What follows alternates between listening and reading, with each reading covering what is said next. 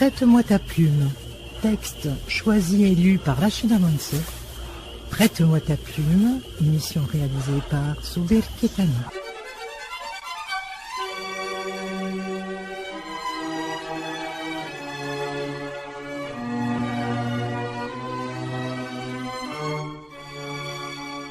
Prête-moi ta plume.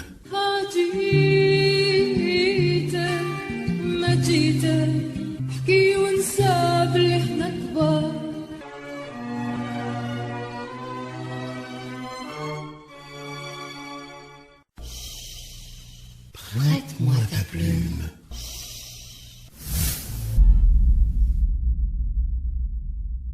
Amis auditrices, amis auditeurs, bonsoir. Je vous retrouve pour le 3e soir consécutif avec le livre de Malek Haddad, La dernière impression, dans l'édition de Bouchen. Comme je vous le disais la première fois, c'est le premier roman de Malek Haddad, après son premier recueil de poésie. Le personnage principal, Saïd, est algérien.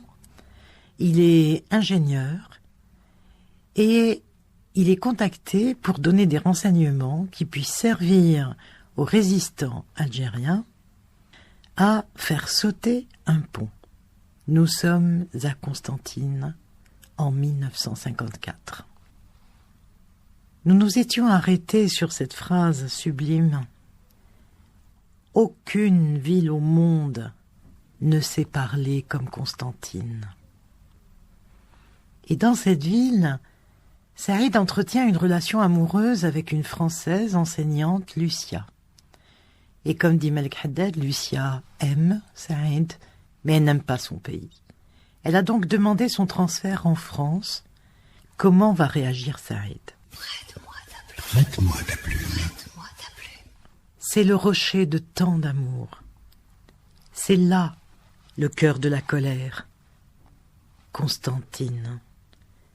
Point d'exclamation sur la plaine glorieuse. Et quel front fut plus haut pour être plus intelligent. Il coule dans les rues, ces rues qu'on ne peigne jamais, 100 000 souvenirs. Par les hivers, elle parle du mois de mai. Monument des monuments où nichent les colombes, où ragent les corbeaux. Il faut connaître Constantine, à l'heure où le soleil est plus durable qu'un moment. C'est une tombe, c'est un berceau, et puis un piédestal, et un défi. C'est un refus de pierre, c'est un chœur de guitare. Saïd savait la chanson restée dans la gorge du rumel. C'est un escalier d'honneur pour le petit jour. Vers l'hôpital civil et le pont de Sidi Rachid, quand les pins sentent bon le tanin et l'amour, il faut voir Constantine se chauffer au soleil. Cette ville est grande comme un morceau de pain. Elle dit ses cafés morts, aujourd'hui silencieux, aujourd'hui plus pensifs.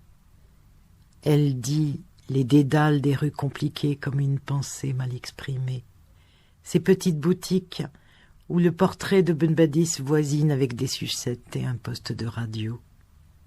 C'est une ville forte. En regardant vers le Djbel Wahsh, la forêt des loups, on devine le bled qui veille alentour. Et quelle barricade eut jamais l'altitude de cette ville attentive au bruit des feuilles mortes et aux musiques de l'histoire. Aujourd'hui, soulevant le pavé de ses rêves, la ville a sa banlieue qui va jusqu'aux Aurès. Saïd pressa le pas. Il ne voulait pas manquer son frère qui tous les soirs faisait un saut à la maison. En effet, depuis son mariage, qui remontait déjà à 5 ans, Bouzid, c'était un rite. Arrivé chez sa mère, prenait un café en bavardant avec de vieilles voisines. Bouzid n'était heureux que dans la cuisine de sa mère. Les vieilles femmes connaissent beaucoup de choses. Il savait écouter.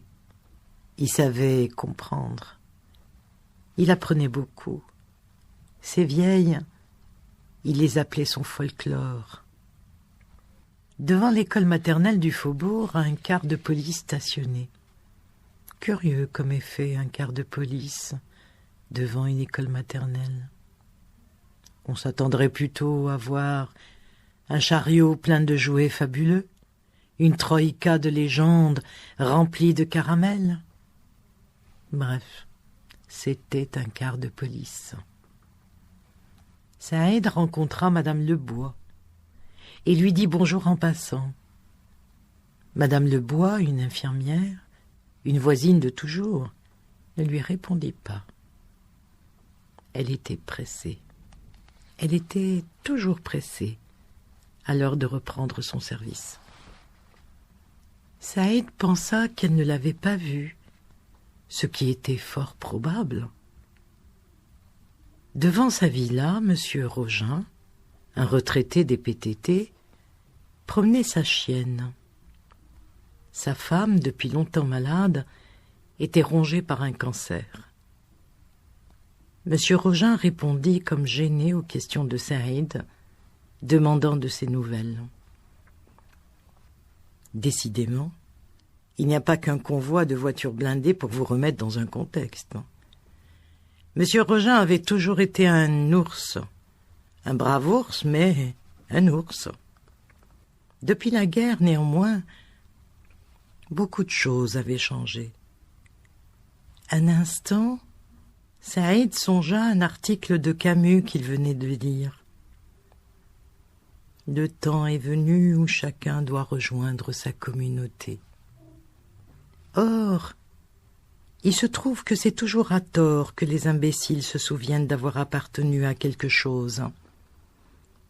M. Rogin n'appartenait à rien, et ne faisait rien d'autre que d'assister au pipi 2 fois quotidien de sa chienne. Saïd ne s'assombrit point outre mesure. Le figuier de ses parents promenait ses feuilles d'éléphant, adolescent, sur le petit jardin qui bordait la villa.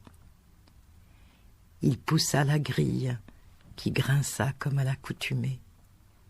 Il évita de sonner et, comme toujours, il frappa 2 coups qui résonnèrent aussi dans sa poitrine. Ce fut Malika qui vint ouvrir. Malika était la fille d'un préparateur en pharmacie qui avait fait la guerre de 1914 avec le père de Saïd.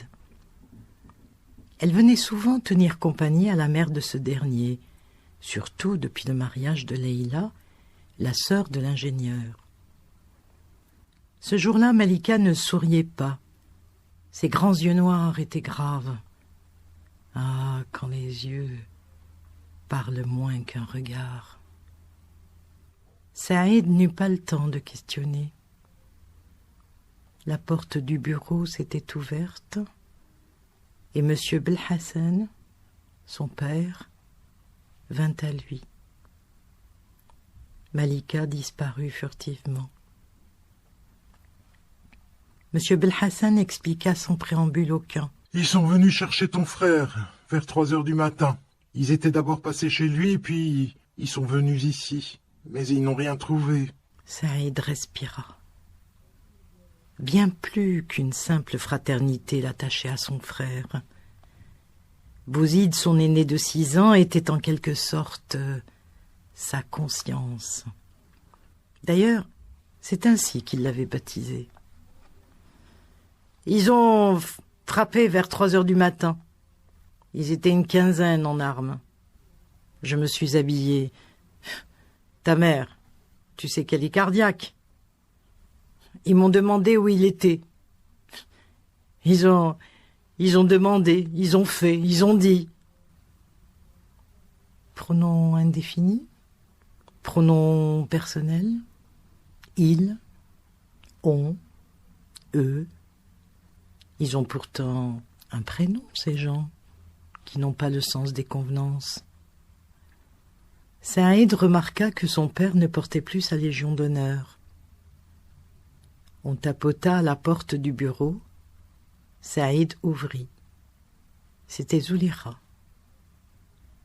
Bientôt 2 ans et demi, et des yeux noirs. Mais alors, des yeux noirs.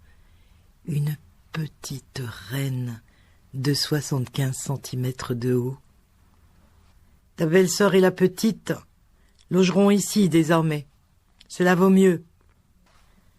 Saïd s'agenouilla devant sa nièce qui, fièrement, sortait de la petite poche de sa blouse un coquillage, un noyau de date, un caramel, une pièce de 5 francs et la rosette de la Légion d'honneur de son grand-père. Comment la nouvelle s'était-elle répandue? Personne ne le saura jamais. Dans la cuisine, les vieilles voisines étaient là au complet. Saïd s'attendait à des larmes, à des lamentations. Il n'en fut rien.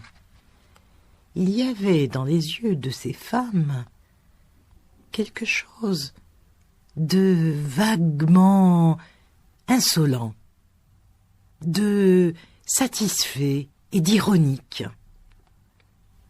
Mahdija, la bavarde préférée de Bouzid, se fit le porte-parole de toutes et, de sa voix brisée et grave, elle dit, tout en rectifiant la position de son foulard noué autour de ses cheveux, teints au henné.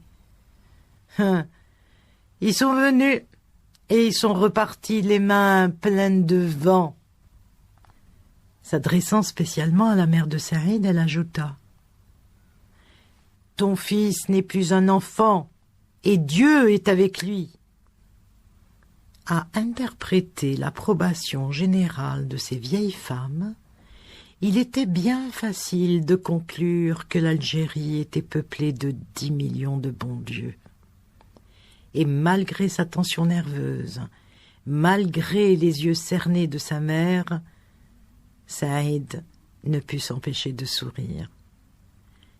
Tout à l'heure, les écoliers l'avaient réconforté, l'avaient rassuré. Maintenant, ces vieilles femmes le réconfortaient et le rassuraient tout autant. L'histoire d'une longue patience se lisait dans leurs veines saillantes, dans leurs voix plaintives, qui ne se plaignaient jamais. Mahdija avait dit, en posant sa tasse de café, « Les chacals ne peuvent rien contre les aigles. » Près de la cuisinière, Zulira, petit bonheur de 75 centimètres, au pied de Mahdija, 75 ans au moins, s'amusait en chantonnant à introduire dans sa petite oreille la rosette de la Légion d'honneur. La nuit tomba vite.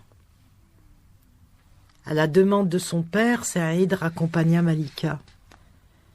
Malika habitait en face de l'école normale de jeunes filles, dans une de ces villas récentes qui dressent leur style banal et leur façade proprette sous les pins d'une forêt qui semble n'avoir d'autre mission que de protéger le sommeil éternel d'un cimetière juif.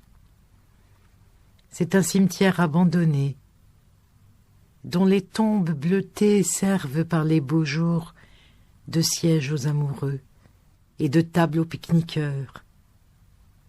Quand, lycéen, Saïd, pour rentrer chez lui, coupé par le cimetière, il cachait sous une tombe le paquet de cigarettes qu'il fumait. Le temps, le bon vieux temps des buissons à l'école était mort. Mais le temps des buissons à l'école, on ne l'enterre jamais tout à fait.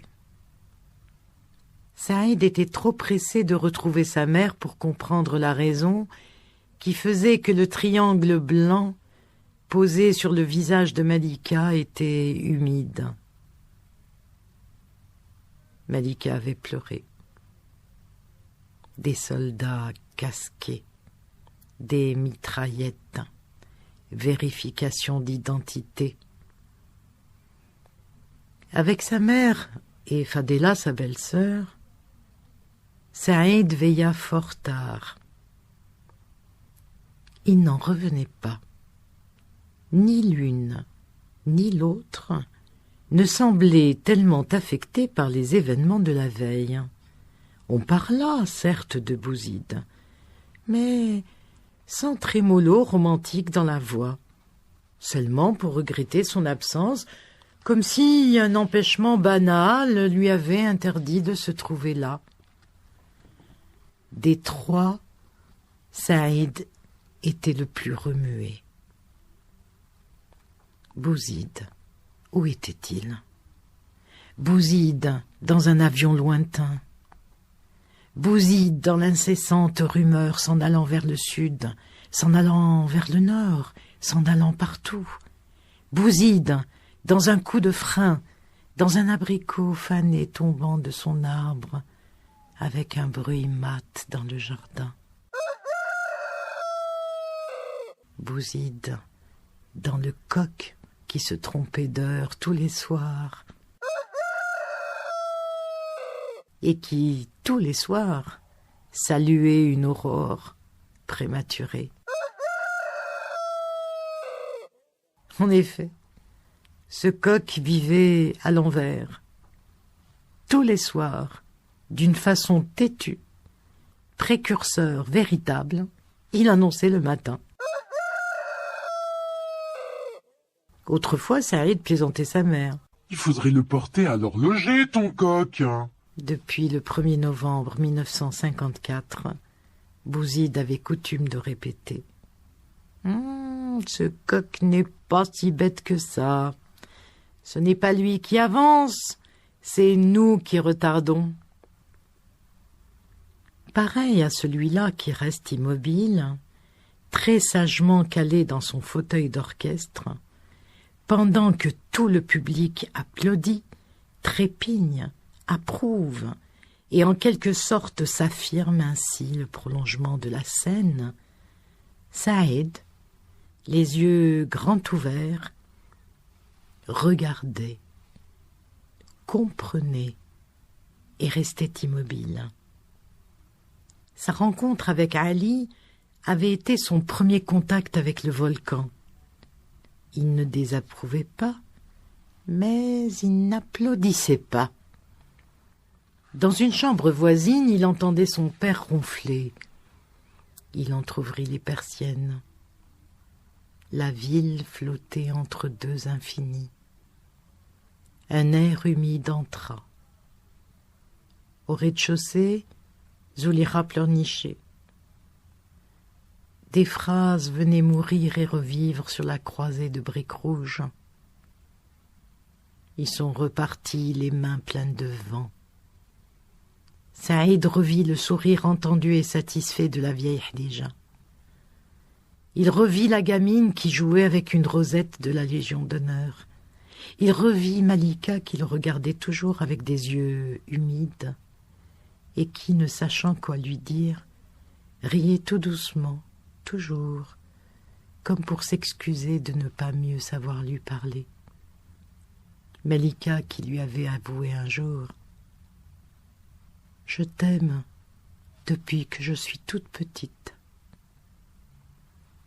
Il revit Bouzid aux cheveux bouclés, aux lèvres pleines de paradoxes et de sourires, Bouzid aux épaules lentes, aux yeux ronds pareils à ses yeux contemplant une vérité qu'il critique, mais qu'il choisisse.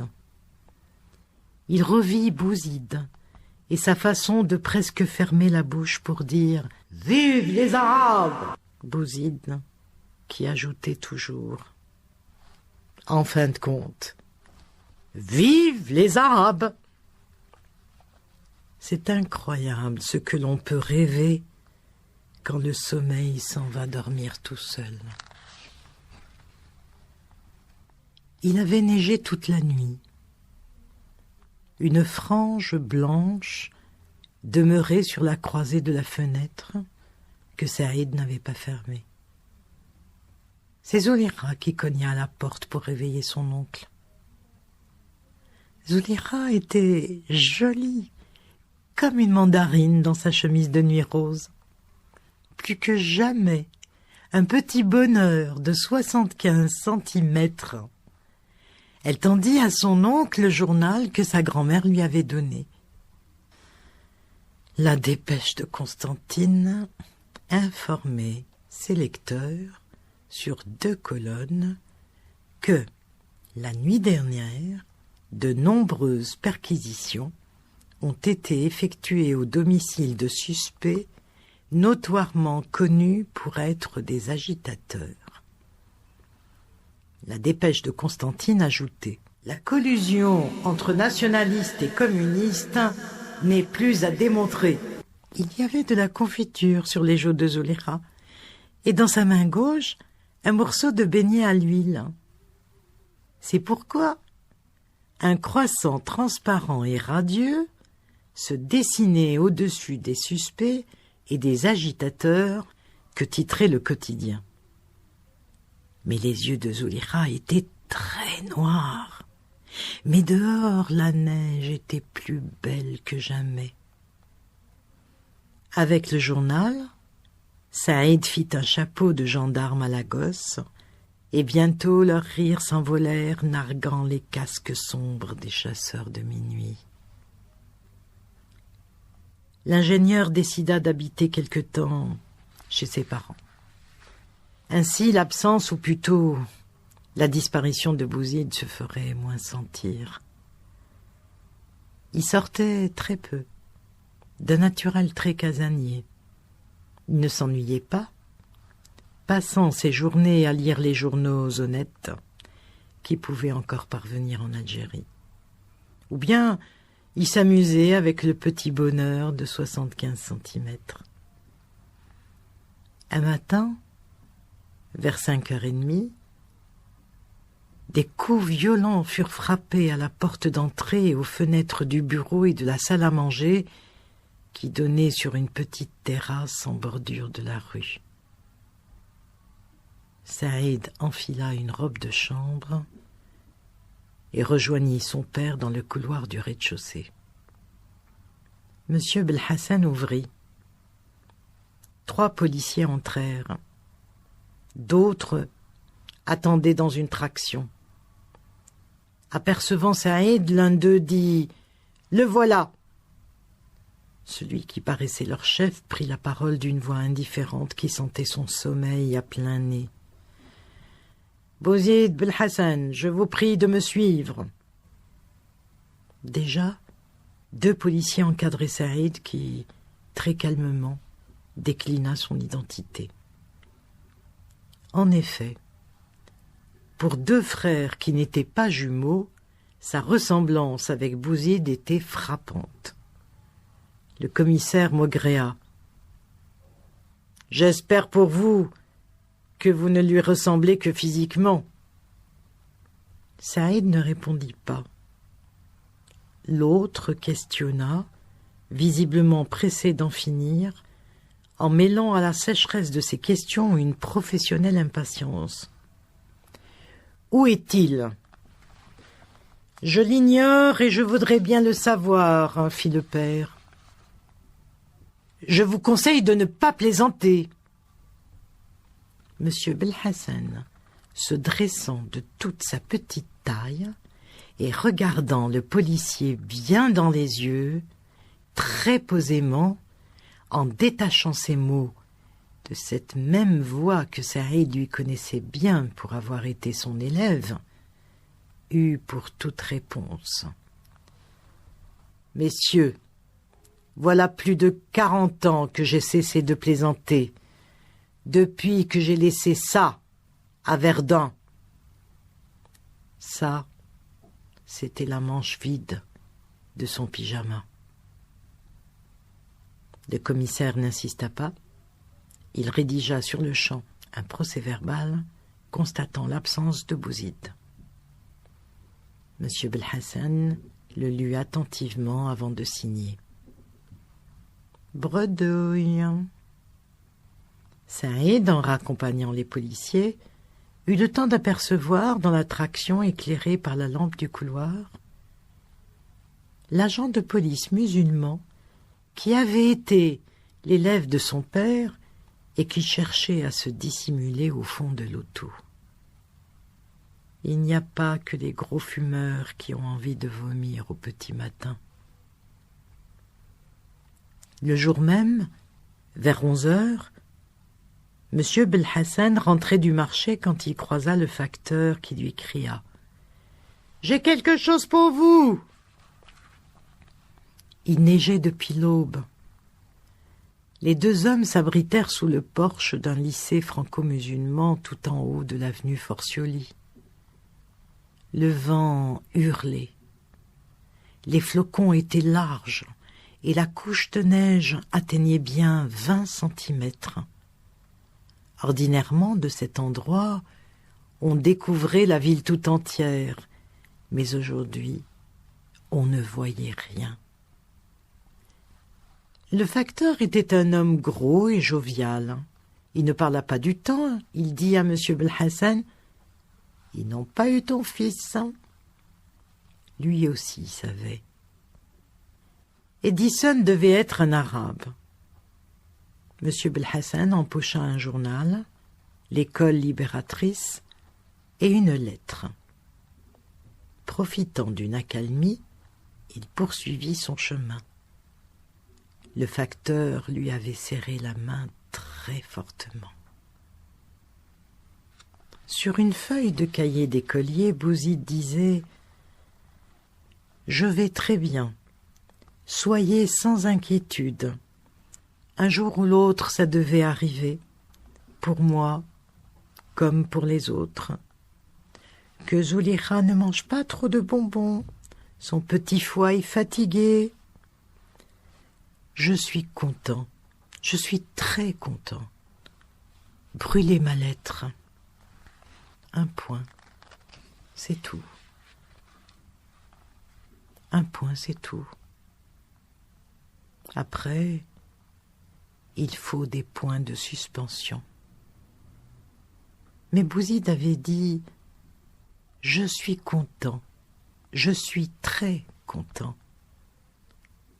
La lettre était postée Dans la neige qui s'amusait à avoir du talent, le vieux Belhassan souriait. Et ce jour-là encore, Zulekha mangea beaucoup de bonbons, et ce jour-là encore, Zulekha n'eut pas mal au foie. Et ce jour-là ne s'appelait ni lundi, ni jeudi, ni dimanche, car ce jour-là s'appelait Bouzid. Cherif, le beau-frère de Saïd, honorable chef de service aux contributions directes, homme pondéré et toujours rasé de près, ce midi-là était crispé. Sa bonne face ronde, aux petits yeux très enfoncés sous un front large et luisant, semblait celle d'un gamin que son instituteur aurait terriblement vexé devant ses condisciples. Il mangea à peine et ne parla guère davantage. Sa femme Leila ne le questionna pas, absorbée elle-même par ses pensées. En rentrant du marché, son père avait fait un détour par chez elle et l'avait mise au courant de la disparition de Bouzid. Toutefois, il n'avait pu lui faire part de la lettre que le facteur ne lui remit qu'en fin de matinée. Elle raconta donc à Cherif la visite de M. Belhassan, et son mari ne sut que répéter « C'était à prévoir, c'était à prévoir, nous n'aurons jamais la paix. » De quelle paix parlait-il, ce brave shérif? Des 3 heures le matin et des 3 heures le soir au bureau sympathique, dont le personnel subalterne lui savait gré d'avoir ses 2 bachots, de parler sans accent et de faire sortir sa femme. De quelle paix parlait-il? Et quelle paix peut-on regretter quand par un matin de neige on apprend que son beau-frère ne s'est pas rendu à son travail et que des policiers se sont rendus à son domicile? De quelle paix peut bien parler ce brave shérif, homme heureux, homme arrivé, arabe, pas comme les autres, blessé à Cassino, médaille militaire, propriétaire d'une rutilante frégate et époux d'une femme sage, jolie et fille de famille, ce qui ne gâte rien. Et qu'avait-il prévu qui soit à déplorer le gentil shérif?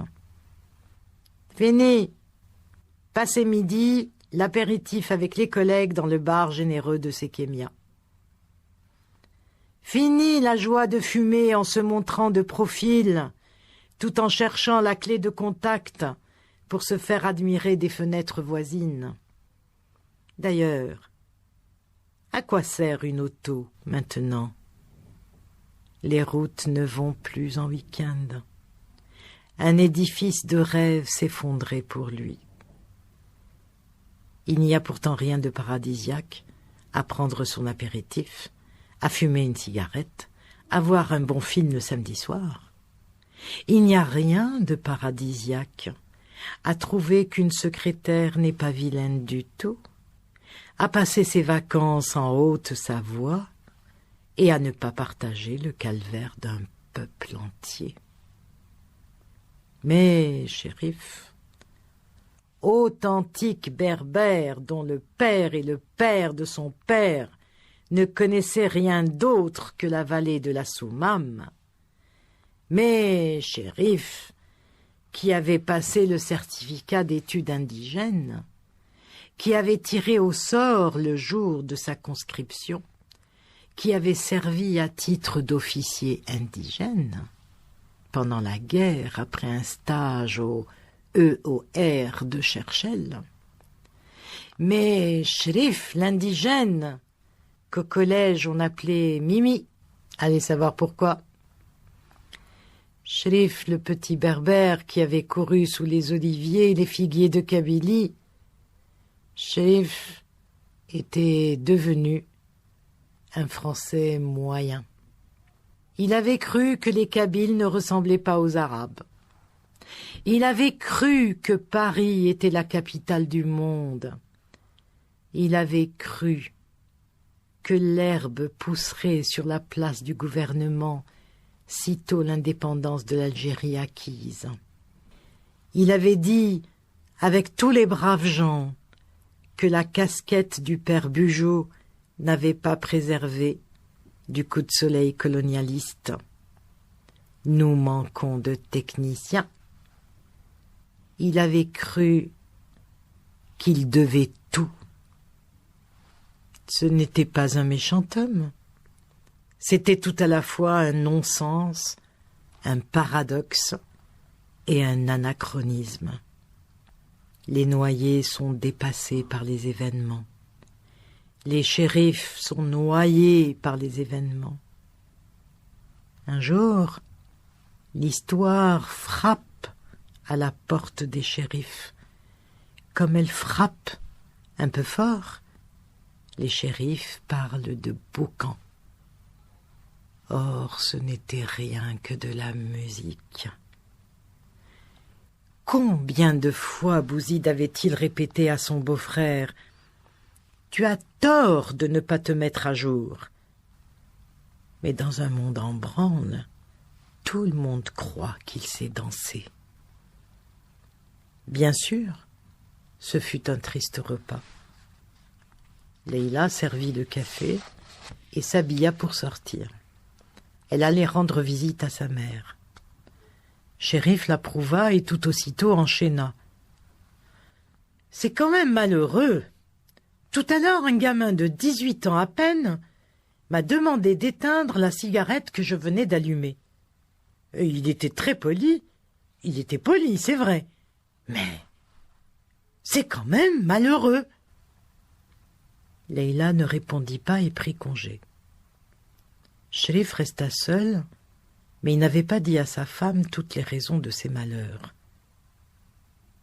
Il alluma une cigarette. Ouf, ici au moins on peut fumer. C'est vrai. Pour lui aussi, la matinée avait été très importante.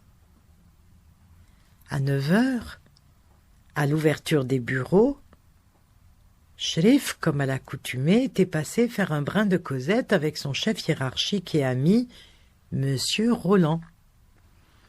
Il était entré à l'instant même où ce dernier déclarait « Avant qu'on ne touche à un seul de mes cheveux, j'en descendrai 3 ou 4. » Il faut avouer que 3 ou 4 arabes pour un seul cheveu, c'est beaucoup. Le colonialisme n'a jamais eu le sens des proportions. Les bonjours qui répondirent aux bonjours de Cherif furent froids, comme la neige qui s'était remise à tomber. Mais il n'en avait pas l'élégante paix. Cherif avait allumé une cigarette, et faussement indifférent, M. Roland fit remarquer « Vous n'avez pas peur qu'on vous coupe une oreille ?» Ces propos, cependant, ne sentaient ni la plaisanterie, ni la sollicitude. Cherif n'avait pas répondu, n'avait pas su répondre. C'était l'histoire qui frappait à sa porte.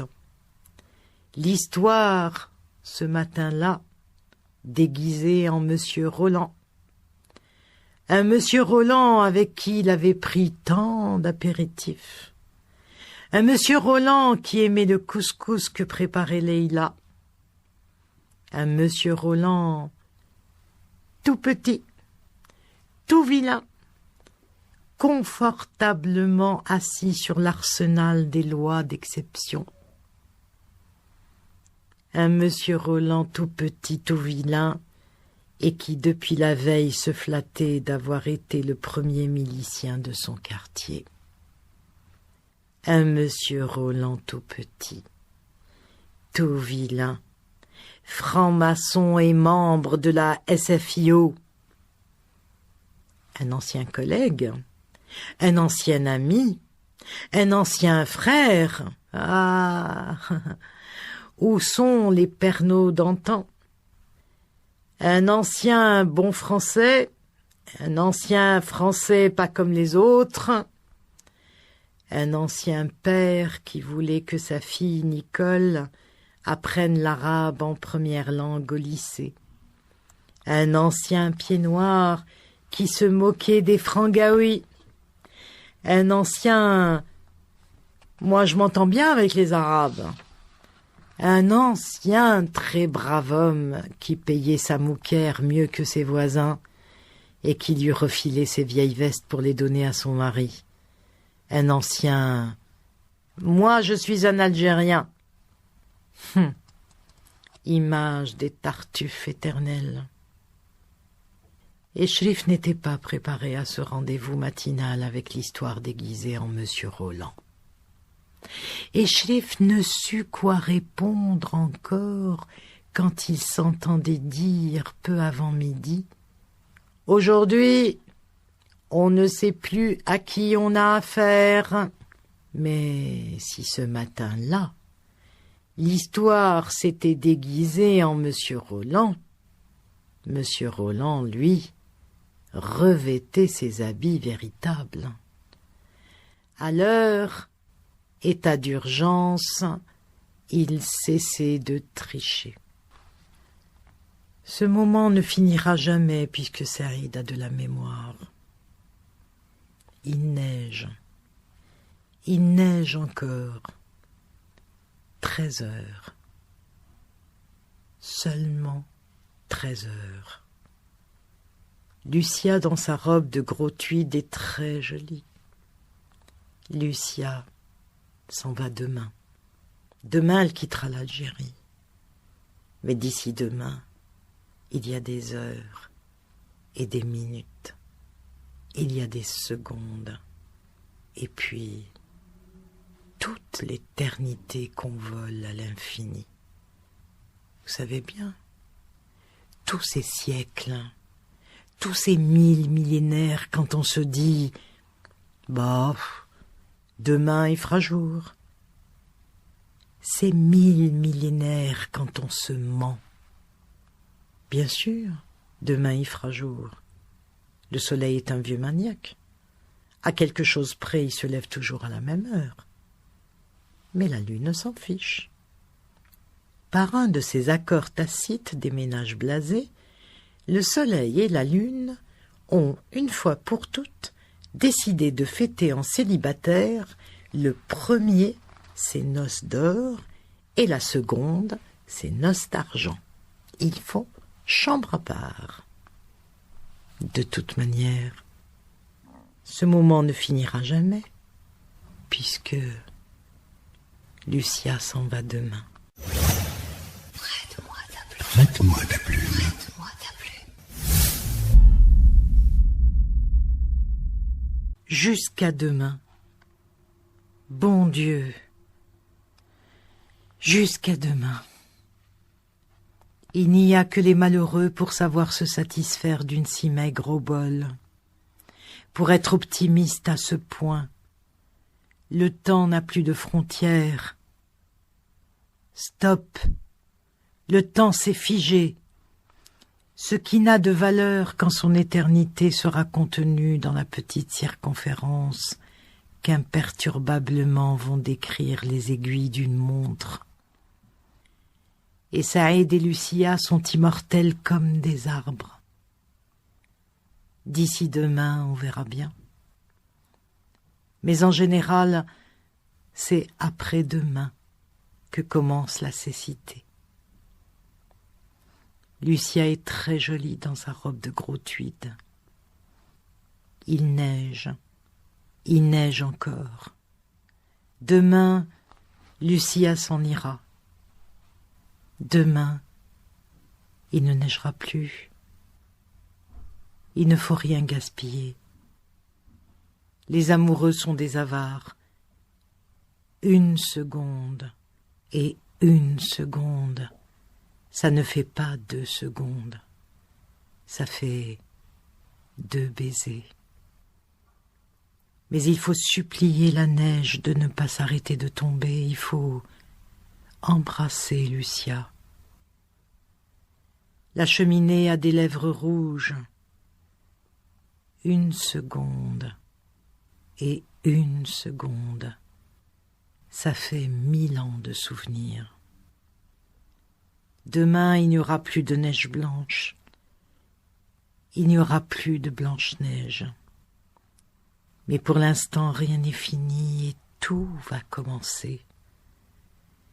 Tant que, par un jour de neige, le feu des cheminées parlera des forêts mystérieuses et calmes, tant qu'un moineau viendra sur un balcon picorer les miettes de pain gonflées, tant que les écoliers ne regarderont plus les tableaux noirs pour souhaiter de tout leur cœur qu'à la sortie ça tombe encore, tant qu'une porte fermée sera gardienne d'une chimère frileuse.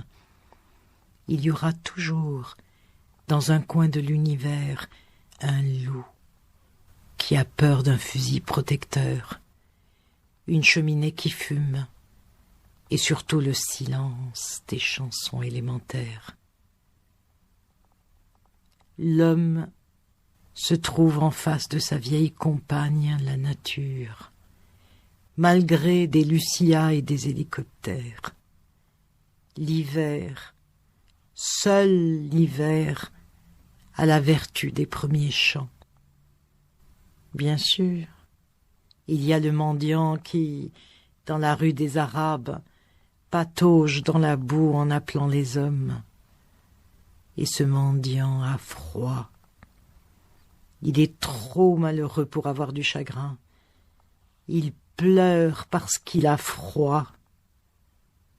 L'hiver est un cadeau de Dieu. Le froid n'est que l'œuvre des hommes. Et ce mendiant qui va promenant ses yamoumnines serait le premier à trouver la neige jolie s'il avait chaud quand il fait froid. Les congestions pulmonaires, ce n'est pas une question de température, c'est une question de manteau. Si Dieu fait des moutons, les hommes tissent la laine.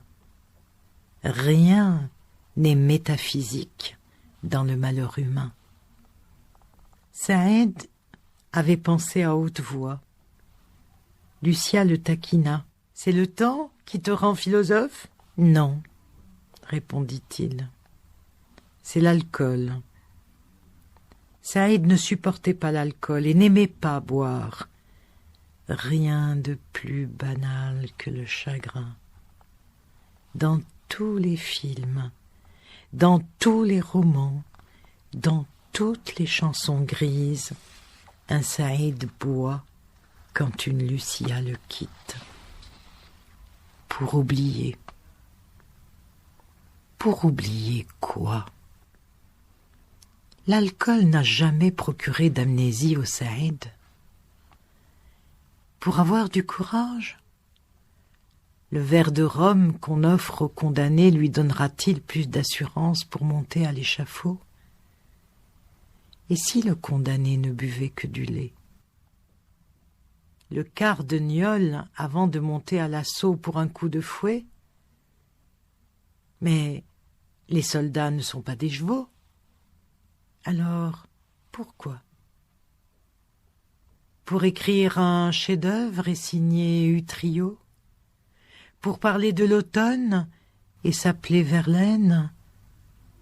Ou pour qu'un Saadi puisse chanter des vierges à l'ombre des raisins?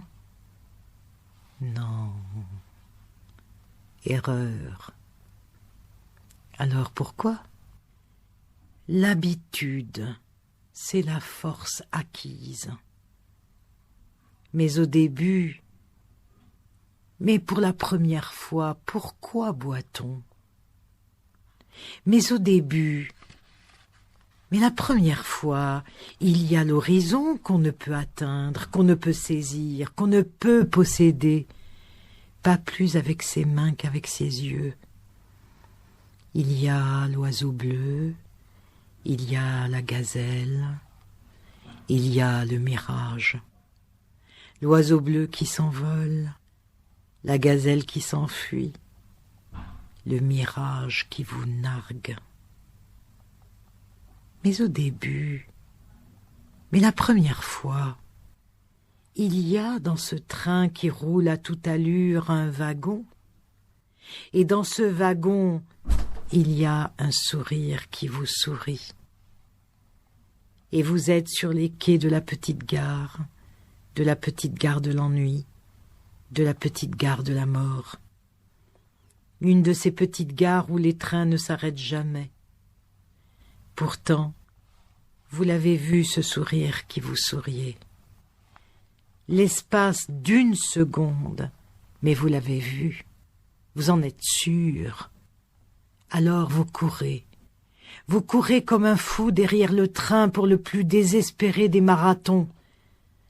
Mais le train roule à toute allure, mais vos forces s'épuisent.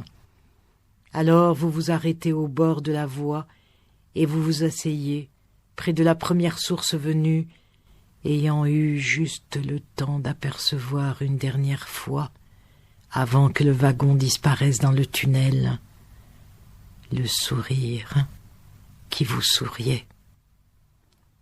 Vous interrogez le chef de gare.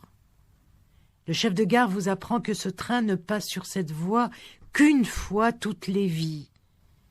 Et comme vous avez couru, et comme vous avez soif, vous plongez vos lèvres à la première source venue. Vous buvez.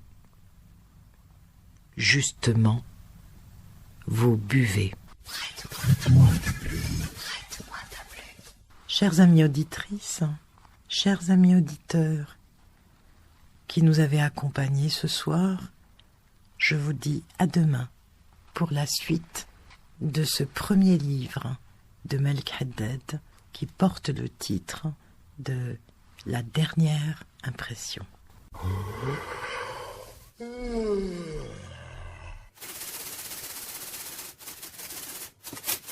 Rachida Monsef, prête-moi ta plume. Texte choisi et lu par Rachida Monsef. Prête-moi ta plume, émission réalisée par Souber Ketani.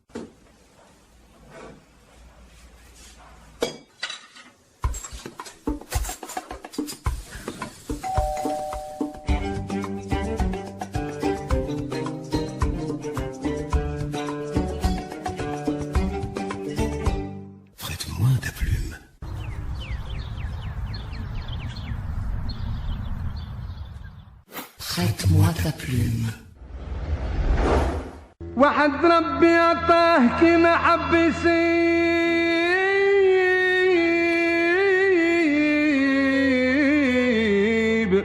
والاخر ربي بلا بمحنته صابر.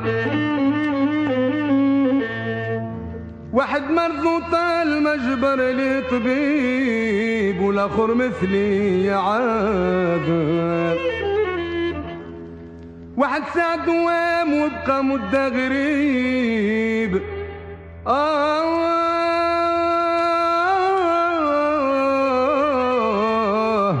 والاخر فكره كي بحالي مسافر.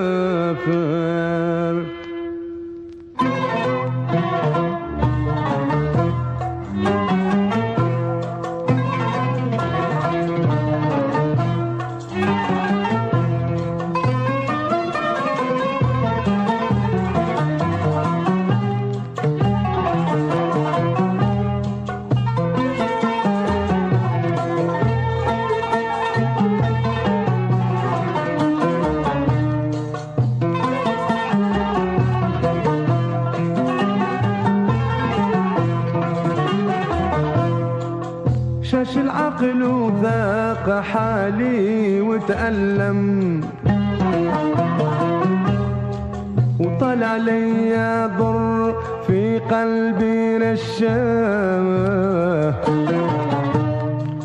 نستجب للي خلق كل العالم، وحده لا شريك دونه ولا حذاه.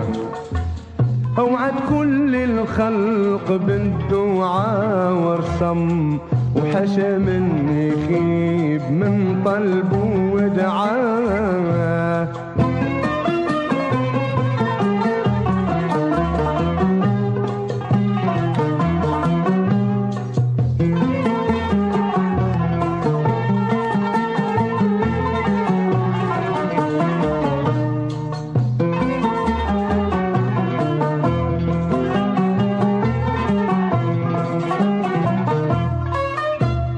نادى في بحر غامق مظلم، من بطن الحوت خرجوا سالم الجاه. موسى في قصته مع الطاغي المجرم، حفظ ربي وغرق الظلام عداه. الخليل تلاح في داخل مجحم، حر النيران برد وبرهان وطفاه. يوسف ماذا شاف في السجن من الهم، سرحت وشفيت من بصر وباباه.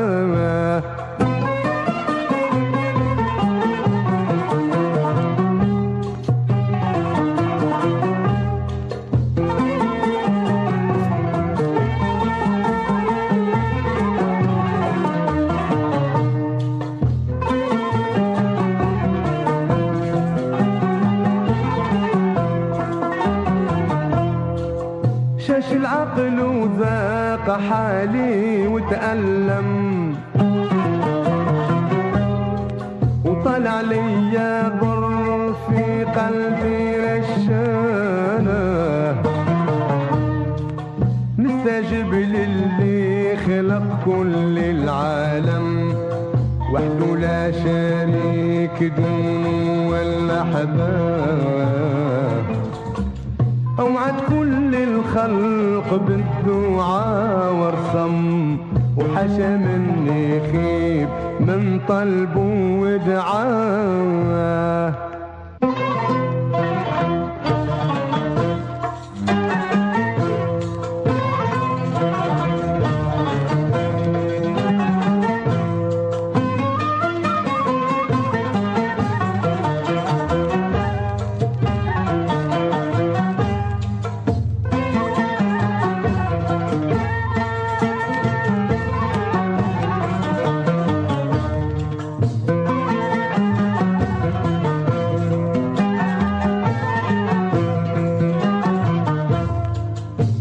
العقل وذاق حالي وتألم،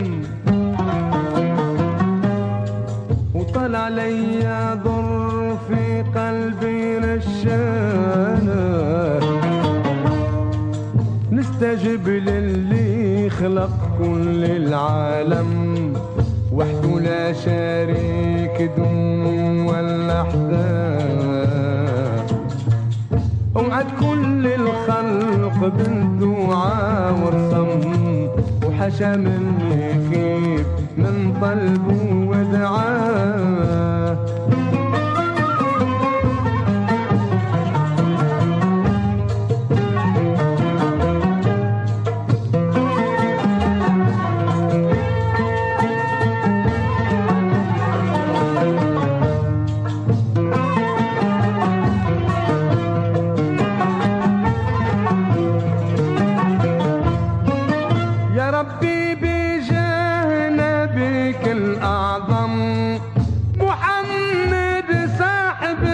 الشفاعة يوم الجاه،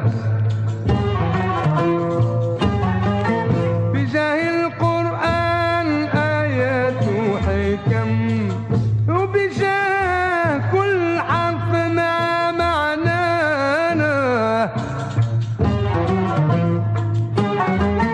بجاه الرسول وكتبهم والأنبياء كل حمد بنطق سمانه،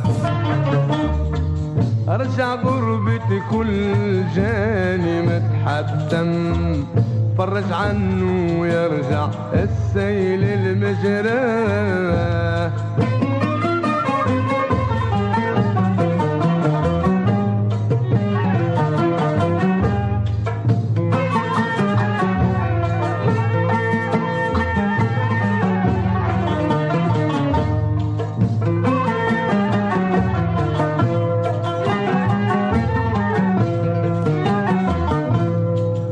شاش العقل وذاق حالي وتألم، وطلع لي ضر في قلبي رشانه، نستجب للي خلق كل العالم، وحده لا شريك دونه ولا حداه، وعد كل الخلق بالدعاء والصم، وحشا من يخيب من طلبه ودعاه.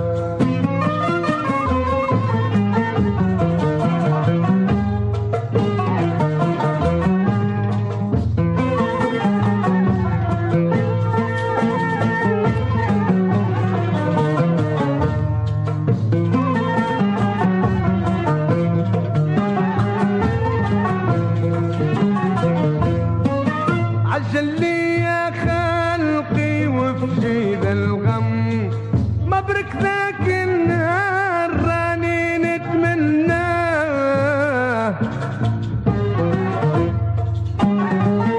ماني طالب عبد تحتون الذمم، واش يدير العبد في خصلة معطانا، ظني فيك كبير يا نعم الحكم، واللي طلبك ما يصيب الا مرضانا، بن فاطمة قال ذي الكلمة واختم، بالصلاة عليك يا رسول الله.